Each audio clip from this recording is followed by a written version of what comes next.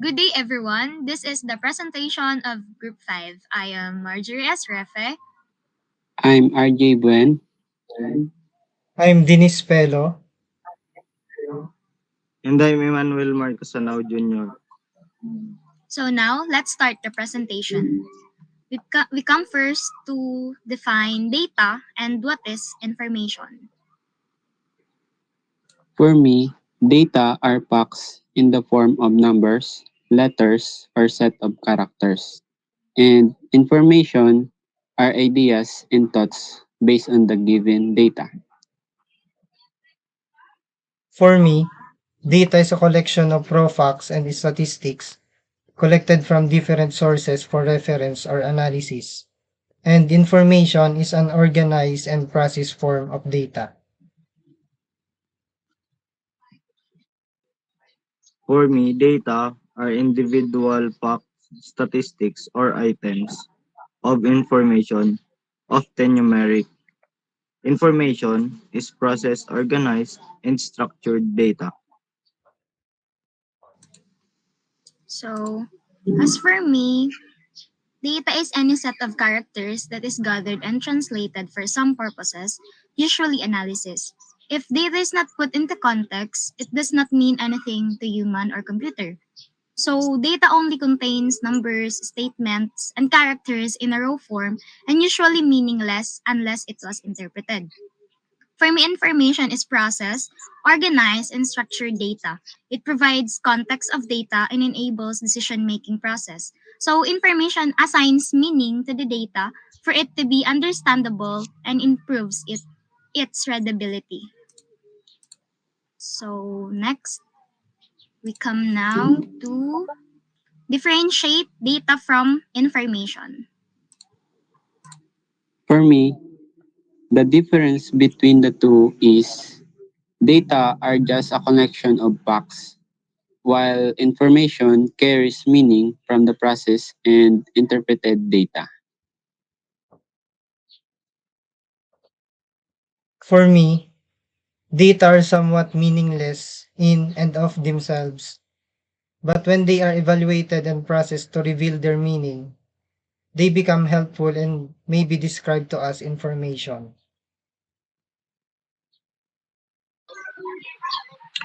Data is a collection of facts, while information puts those facts into context.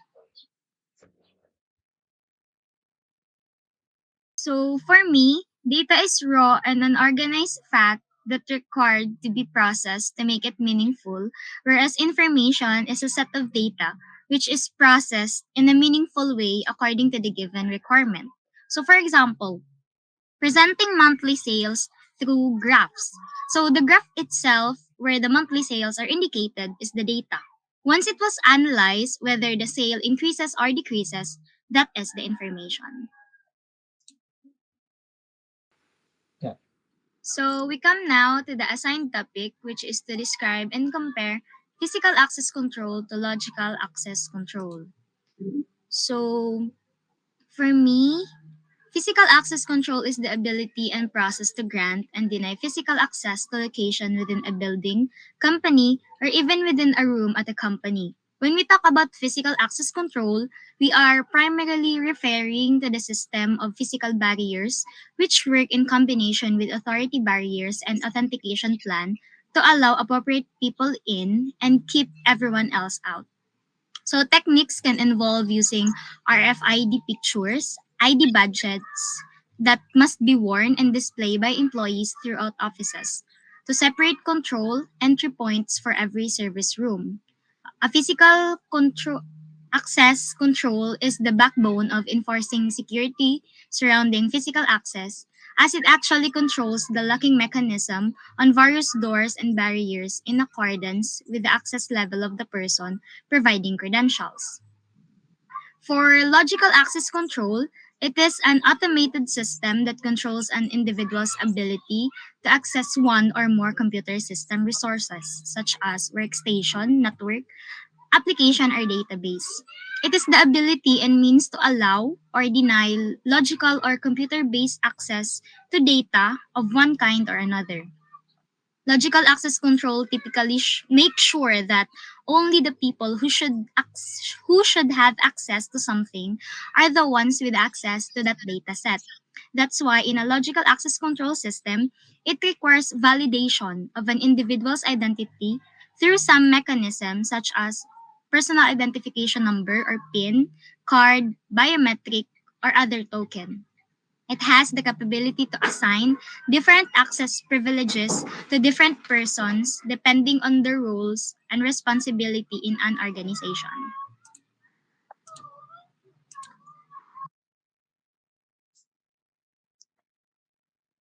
Physical access control restricts access to a building or a server room, a front door or a back door. The only way to gain access to a secure area is with the proper credentials. Common examples of physical access control are keys, badges, barricades and fences, RFID doors, fob control gates, and password protected system. Logical access control is defined as connections with hardware through remote access, generally featuring identification, authentication, and authorization protocols.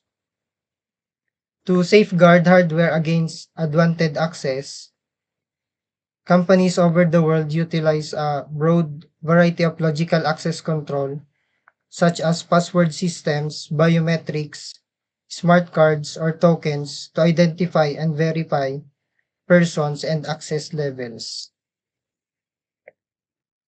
Logical access control methods limit and restricts virtual access while also managing connections and permission to a computer network, digital resources, system files, and data. In comparison to physical access control, which uses tokens to provide access to restricted locations, this access control strategy incorporates identity, authentication, and authorization protocols. In other words, physical access control ensure that only those who are allowed to enter an area can enter it. And in logical access control, it has the capability to assign different access privileges to different persons, depending on their roles and responsibilities in organization. To compare the two, physical access control limits access to campuses, buildings, rooms, physical IT assets, while logical access limits connections to computer networks, system files, and data. Both physical and logical access control is concerned with regulating who or what can access restricted areas, but logical access control refers to restricting virtual access to data, digital resources, and computer networks, whereas physical access control restricts actual pedestrian footfall to buildings, rooms, and other tangible assets. Okay, so now let's proceed to the next topic, which is identify the key types of biometric information utilized in authentication from perspective of accuracy, intrusiveness, and efficiency. So I have one key type of biometric, which is iris recognition.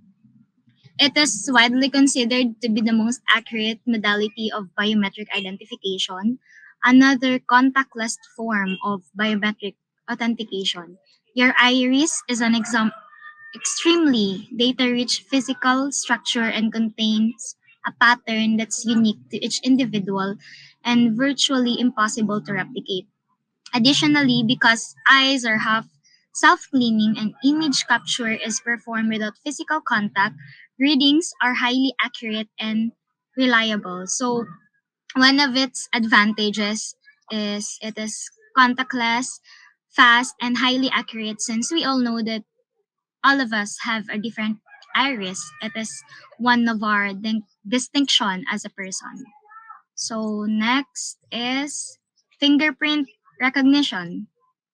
It is perhaps the most well common and well utilized of all biometrics authentication methods. It has been around the longest time on mainstream smartphones and is a great solution for many applications. It relies on the unique ridge pattern found on the fingerprints of people. Today, fingerprint recognition is used from mobile devices to door locks or even for highly security access control.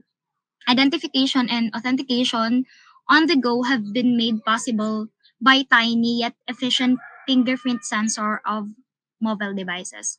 So it is also considered one of the highly accurate type of biometric since we all have distinct fingerprints and it is widely employed across all industry types have made which made it more reliable method of biometric information even on our national ID. It is these two, iris recognition and fingerprint recognition, are the one used for our identification. Key types of biometric. Facial recognition system is technology capable of matching a human face from a digital image or video frame against the database of faces typically employed to authenticate users through ID verification services. Works by pinpointing and measuring facial features from a given image. Retina scan. A retina scanner, sometimes mistakenly referred to as an iris scanner, is a device used for biometric authentication. Retina scanners map the pattern of blood vessels in an individual's retina and use this pattern to confirmly and identify ID.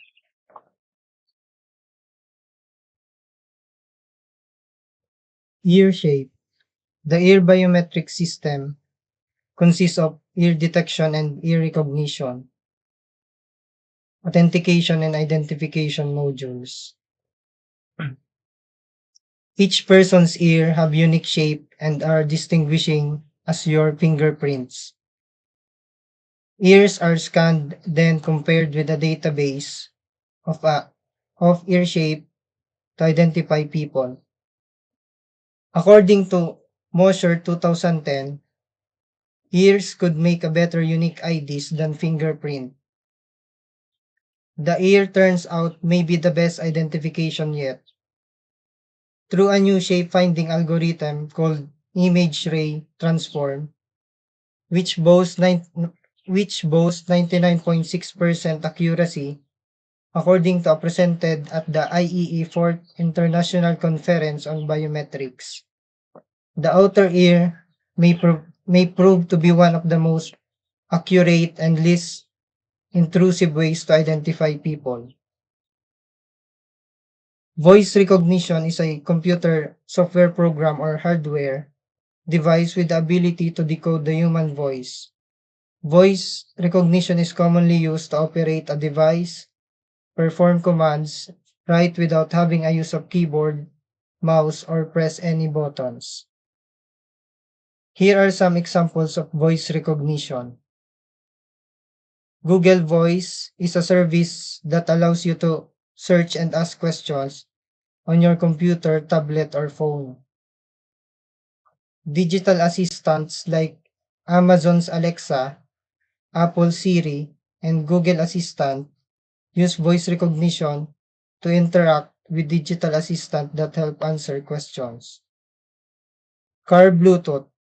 For cars with Bluetooth or hands-free phone pairing, you can use your voice recognition to make commands such as call my wife to make calls without taking your eyes off the road.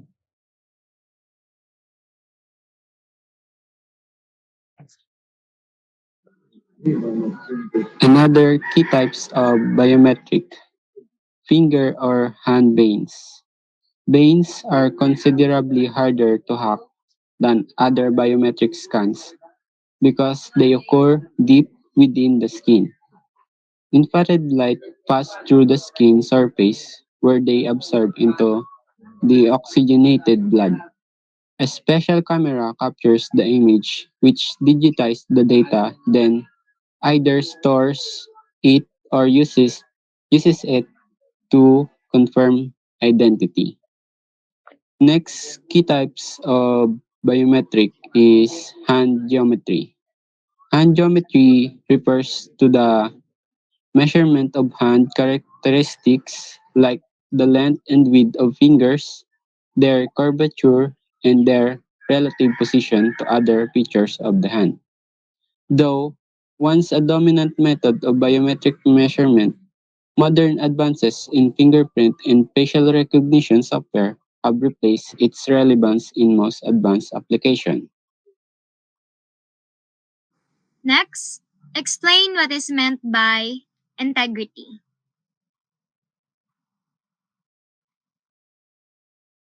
Integrity is the ability to ensure that a system and its data have not suffered unauthorized modification.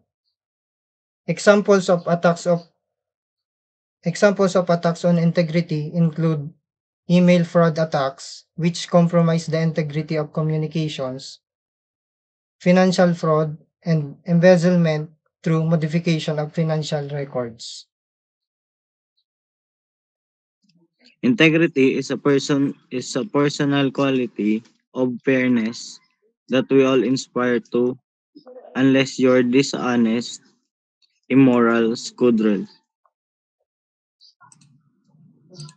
So, integrity, it refers to the methods of ensuring that data is real, up to date, accurate, and safeguarded from unauthorized user modification. It is the assurance that information in a system is uncorrupted and can only be accessed or modified by those authorized to do so. Therefore, it should be free from unauthorized manipulation of the system, whether it is intentional or accidental. Since integrity involves maintaining the consistency, accuracy, and trustworthiness of the data within the system over its entire life cycle. To simply define, integrity means that data or information in your system is maintained and well secured so that it is not modified or deleted by unauthorized parties. Okay, so next we will now define or explain confidentiality.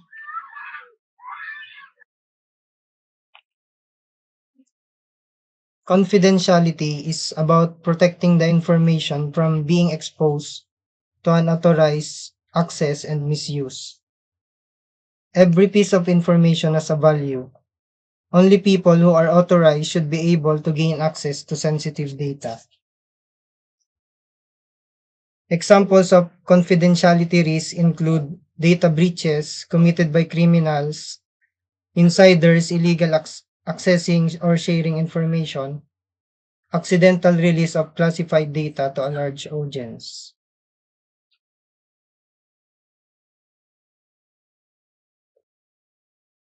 Confidentiality, the ethical principle of legal right that a physical or other health professional withhold secret all information relating to patient unless the patient gives consent permitting disclosure.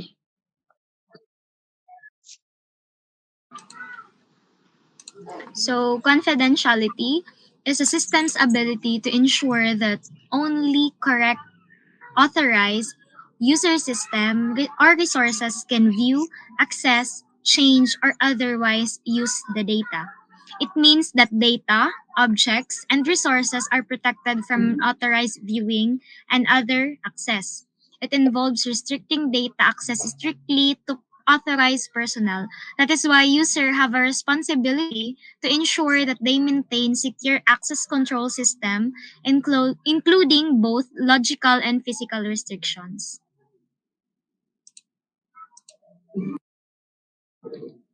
To simply define, confidentiality is in place to make sure no one else can see the information. Okay. So next, we have authentication. Authentication means assurance and confirmation of a user's identity.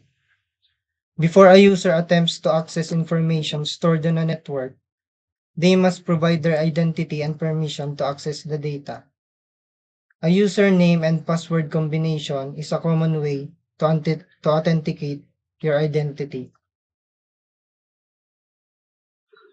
Authentication is a process of recognizing a user's identity.